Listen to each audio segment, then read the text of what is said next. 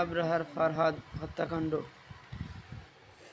বুয়েট ছাত্রলীগের নেতাকর্মীদের দ্বারা সংগঠিত হত্যাকাণ্ড।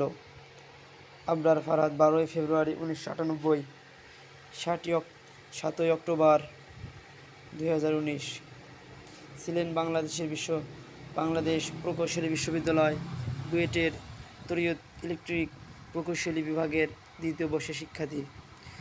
বুয়েট শাখা ছাত্রলীগের কয়েকজন নেতা তাকে পিটিয়ে হত্যা করে।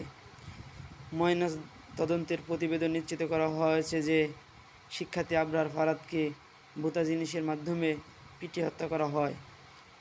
আইনশৃঙ্খলা রক্ষাকারী বাহিনী সন্দেহ করে যে আবরারকে তার সাম্প্রতিক একটি ফেসবুক পোস্টের কারণে আক্রমণ করা হয়েছিল, যা ভারতের সাথে বাংলাদেশ সাম্প্রতিক কিছু চুক্তির সমালোচনা মনে হয়েছিল।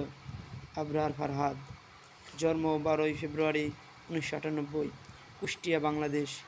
মৃত্যু 7 অক্টোবর 2019, বয়স ছিল 21, শেরেবাংলা হল, বুয়েট, ঢাকা, বাংলাদেশ। মৃত্যুর কারণ বাংলাদেশ ছাত্রলীগের কিছু নেতাদের দ্বারা অত্যাচারের ফলে। জাতীয়তা বাংলাদেশি, শিক্ষা কুষ্টিয়া জেলা স্কুল, নটরডেম কলেজ, ঢাকা।